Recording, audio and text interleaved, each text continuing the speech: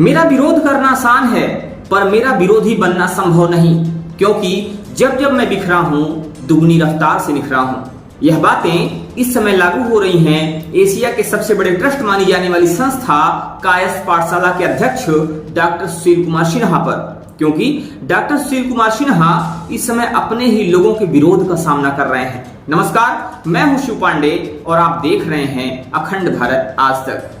Asia के सबसे बड़े ट्रस्ट के रूप में जाने जाने वाली संस्था कायस्थ पाठशाला इस समय राजनीति का केंद्र बनी हुई है, क्योंकि पूरा ट्रस्ट इस समय दो धड़ों में बटा हुआ दिखाई दे रहा है। एक बड़ा वर्ग जहां ट्रस्ट के वर्तमान अध्यक्ष सुशील कुमार सिन्हा के साथ है, वहीं दूसरा वर्ग उन लोगों का है जो पूर्व में पदाधिकारी रह चुके हैं या अध्यक्ष रह चुके हैं। और इसीलिए जहां एक तरफ पूर्व अध्यक्ष और पदाधिकारी वर्तमान अध्यक्ष के खिलाफ अविश्वास प्रस्ताव लाने काम कर रहे हैं, वहीं वर्तमान अध्यक्ष डॉक्टर सुशील कुमार सिन्हा भी अपने विरोधियों को मुंहतोड़ जवाब दे रहे हैं, जिसकी वजह से विरोधियों में खलबली मची हुई है। आइए आपको सुनाते हैं कायस्थ पाठशाला के वर्तमान अध्यक्ष डॉक्टर सुशील कुमार सिन्हा इस विषय में क्या कह रहे हैं।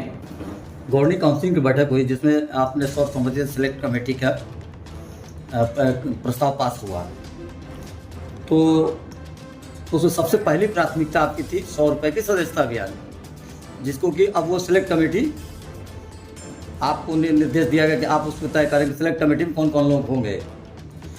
अब सवाल ये उठता है कि कुछ लोगों ने ये सवाल किया कि जो गवर्निंग काउंसिल की बैठक है जो हुई है वो असंवैधानिक है।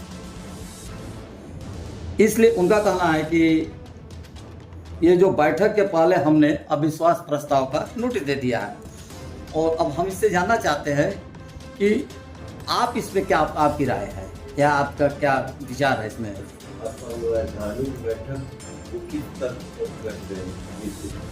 देखिए, सर्वप्रथम तो ये गवर्निंग काउंसिल की एक्स्ट्रा ऑर्डिनरी मीटिंग थी, जिसकी सूचना पहले ही जो है समाचार पत्रों के माध्यम से जो है दी जा चुकी है। समस्त न्यायधारी गण के पास जो है इसकी सूचना है, और उसका एक तय अवधि होती है, उसके तहत जो है इसको आहूत की गई थी और पहले से ही सूचना दी गई थी। तो ये extra ordinary meeting governing council की अवैधानिक नहीं है, पूरी तरीके से नीति के हिसाब से, रूल्स के हिसाब से और न्याय संगत।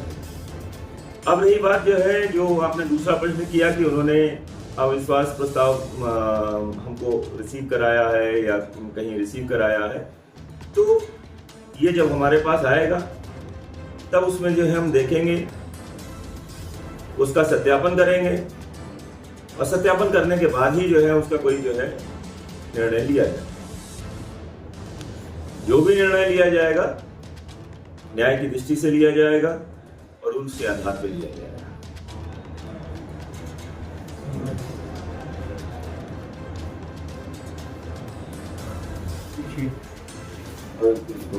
अब ये डॉक्टर साहब, ये जैसे 100 रुपये सदस्यता है, ये ऑनलाइन ऑफलाइन दोनों का निर्णय है, तो अब इसके बाद आप सिलेक्ट कमेटी बनाएंगे। जैसा कि विपक्ष का कहना है कि सिलेक्ट कमेटी में पूर्व अध्यक्षों को रखा जाए, पूर्व IAS, पूर्व IPS, मतलब जो भी समाज से जुड़े लोग हैं, और पूर्व अध्यक्षों को। इसके बारे में आपका क्या कहना है। देखिए, इसमें पक्ष और विपक्ष का कोई जो है रोल नहीं होता है।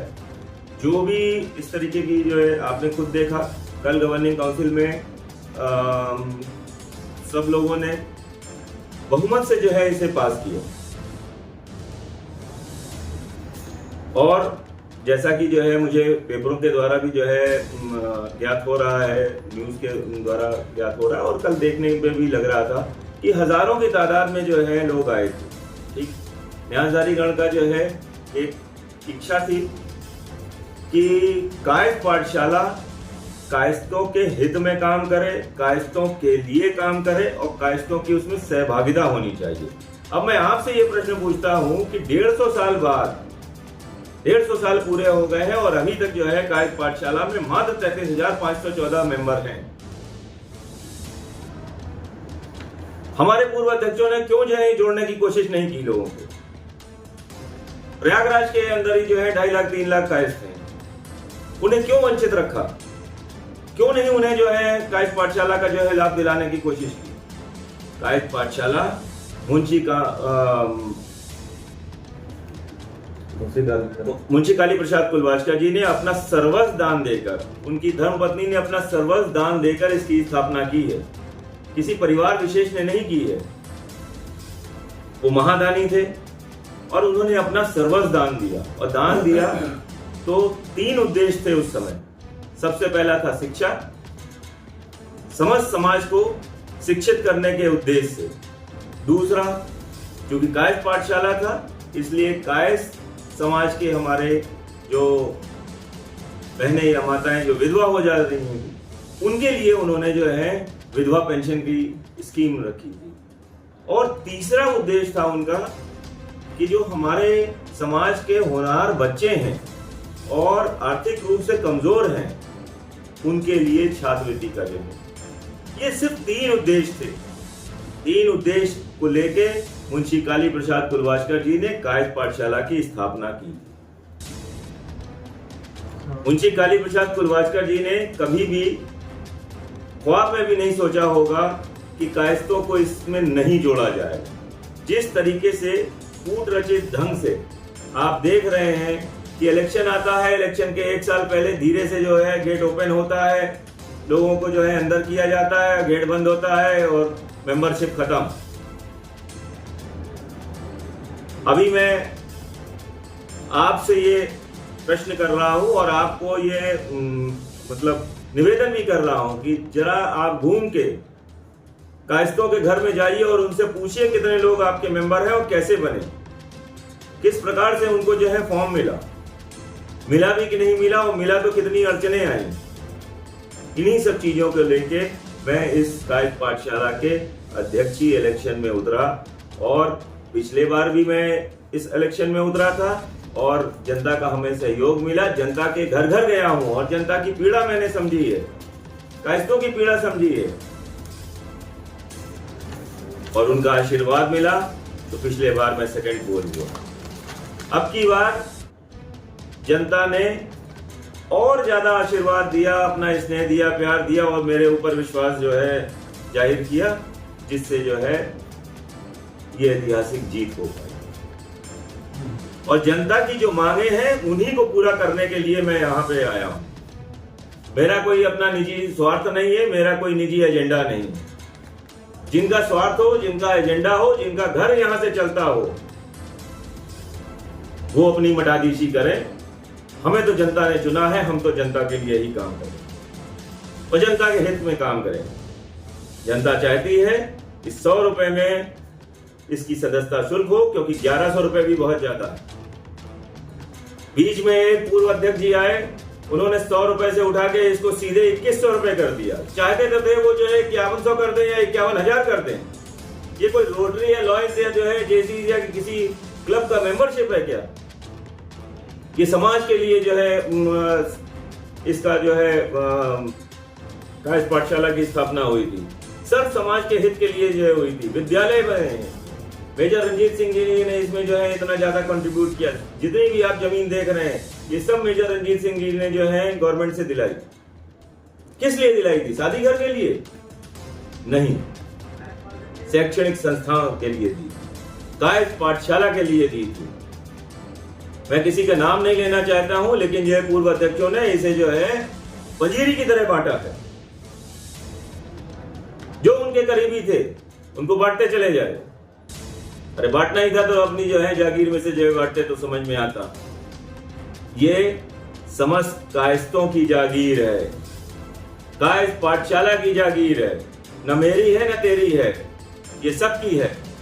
और इसका उपयोग सिर्फ और सिर्फ कायस्थ समाज के हित के लिए होना चाहिए। अध्यक्ष जी, आपको एक चीज ऐसा नहीं महसूस हो रहा कि आपकी कार्यशैली से कायस्थ समाज के हित के कार्य को देखते हुए जितने भी धूल विरोधी थे सब एक मंच पर आ गए? आपको तो मुझे धन्यवाद देना चाहिए कि जो इतने बरसों से जो है एक दूसरे के खून के प्यासे थे और खाली यही नहीं, इलेक्शनों में एक दूसरे का झोटा पकड़ के जो है मार पिटौल करते थे, वो आज की डेट में एक साथ बैठ के जो है हमारा विरोध कर रहे हैं। तो कहीं ना कहीं जो है आपको तो मुझे धन्यवाद देना चाहिए कि मेरी कुछ ना कुछ तो ऐसी कार्य प्रणाली होगी या ऐसा व्यक्तित्व होगा कि ये सारे के सारे जो है एक होके जो है हमें हटाने की कोशिश कर रहे हैं या हमारे विरोध में खड़े हो रहे हैं, स्वर उठा रहे हैं। मैं तो आपके माध्यम से उनसे गुजारिश करता हूँ, वो सब जो है बड़े हैं, अग्रज हैं और पूर्व में जो है किसी महत्वपूर्ण पदों पे रहे हैं। आइए मिलके जो है कायस्थ पाठशाला को एक नजीर बनाए, कायस्थ पाठशाला को ऐसा बनाए कि जो ये जिससे ये कहते हैं कि एशिया का सबसे बड़ा ट्रस्ट है। कहाँ है एशिया का सबसे बड़ा ट्रस्ट? मैं बनाना चाहता हूँ इसको विश्व का जो है सबसे बड़ा ट्रस्ट, एजुकेशनल ट्रस्ट। जिस दिन ये ऑनलाइन जो है मेंबरशिप हो जाएगी, जिस दिन 100 रुपए मेंबरशिप हो जाएगी, देश विदेश से लोग जो है इसमें जुड़ेंगे और देश विदेश से लोग जुड़ेंगे तो कायस्थ पाठशाला अपना परचम पूरे विश्व में लहराएगा। इसको इन कोठियों से बाहर निकालिए, इन मठाधीशों से बाहर निकालिए। इन्होंने सिर्फ और सिर्फ अपने जो है खुद के लाभ, खुद के स्वार्थ के लिए जो है इसको जो है मुट्ठी में बंद रख रखा। कायस्थ पाठशाला कायस्थों के लिए समर्पित है, कायस्थों के हित के लिए बनाया गया है।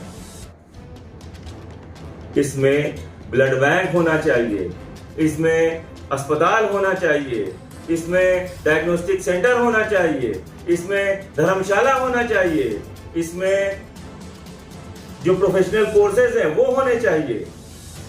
मैं आपसे पूछता हूं, क्या इसमें शादी घर होने चाहिए? जाके देखिए बीएचयू में क्या शादी घर चल रहे हैं। पंडित मदन मोहन मालवीय जी ने जो है इसी कायस्थ पाठशाला से प्रेरित होके बनारस हिंदू यूनिवर्सिटी पूरी बना दी और वो भी सबसे के सहयोग से, चंदे से इकट्ठा करके जो है बनारस हिंदू यूनिवर्सिटी का जो है गठन हुआ है, स्थापना हुई है। और यहीं से प्रेरित होके सर सैयद साहब ने एएमयू यूनिवर्सिटी बना दी और हम आज भी कायस्थ पाठशाला ही रह गए। नर्सरी से लेके जो है सिर्फ और सिर्फ डिग्री कॉलेज तक ही रह गए। क्यों नहीं हमारे परम श्रद्धेय मुंशी काली प्रसाद कुलभास्कर जी के नाम की यूनिवर्सिटी अभी तक बन गई। मेरे पूर्व में बहुत से अध्यक्ष रहे हैं, बहुत होनहार, बहुत प्रतापी अध्यक्ष रहे हैं। उन्होंने इसके बारे में कभी सोचा ही नहीं और कभी अपने एजेंडा में भी नहीं रखा। मैं आपके साथ आपसे ये खुल के कहना चाहता हूं, कभी एजेंडा में ही नहीं रखा। मेरे एजेंडा में है और इसीलिए मुंशी काली प्रसाद कुलभास्कर जी का आशीर्वाद भी मिल रहा है और कहीं ना कहीं हमारे आराध्य देव चित्रगुप्त भगवान जी का भी आशीर्वाद मिल रहा है। अब चित्रगुप्त भगवान की बात की है तो एक बात और भी आपको बता दें।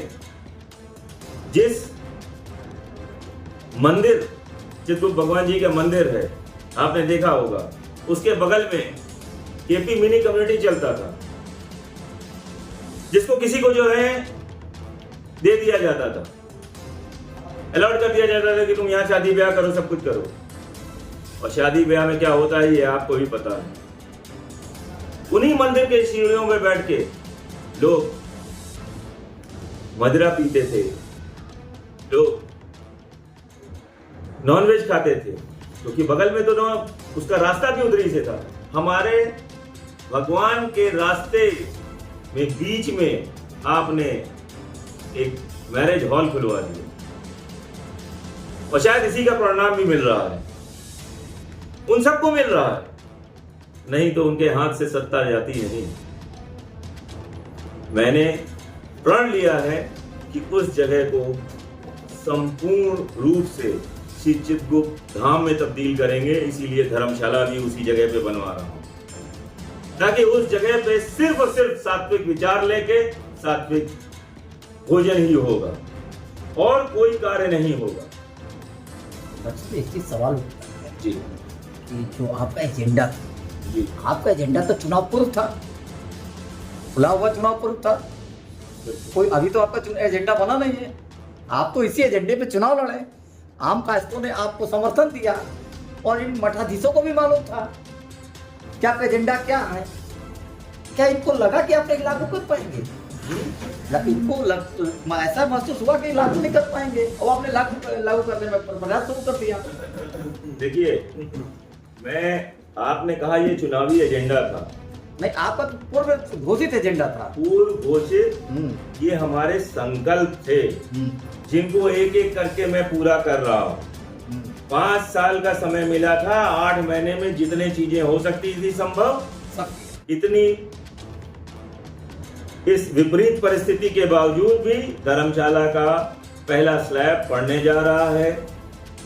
100 रुपए की सदस्यता के लिए कल आपने देखा किस तरीके से जन समर्थन मुझे मिला और जनता ने उसको जो है चुना है। आपको अधिकृत किया जाता है कि सेलेक्ट कमेटी बनाइए और जल्दी से जल्द 100 रुपए की सदस्यता को जो है खोलिए। जनता आपके कायस्थ पाठशाला से जुड़ना चाहती है, स्वतः जुड़ना चाहती है। जुड़ेगी तभी जो है कायस्थ पाठशाला मजबूत होगा और तभी हमारा कायस्थ समाज भी मजबूत होगा और जितनी भी लाभकारी योजनाएं मैं ला रहा हूं या हमारे बाद जो लाएंगे उसका जो है फायदा हमारे कायस्थ समाज को मिलेगा, न्यासधारीगण को। आप इस लिए कायस्थ समाज को कोई संदेश, जो आपने वर्किंग कमेटी जिसको सिलेक्ट कमेटी पास किया, मैं आपके माध्यम से अपने समस्त न्यासधारीगण को और खास तौर से अपनी मातृशक्ति को आभार व्यक्त करता हूं। दिल से जो है मैं उनका आभार व्यक्त करता हूं। उन्होंने भारी से भारी संख्या में आके ये प्रूव कर दिया, ये सिद्ध कर दिया कि जितने मठाधीश हैं जिनकी एक तरीके से कुंठित मानसिकता के तहत सब एकजुट होके इस चीज का खिलाफत कर रहे थे कि रूल्स में कोई संशोधन ना हो, रूल्स में कोई जो है इस तरीके का प्राविधान ना आए, उन लोगों के मुंह पे एक करारा जवाब दिया। धन्यवाद डॉक्टर साहब, आपको समय देने के लिए हम लोग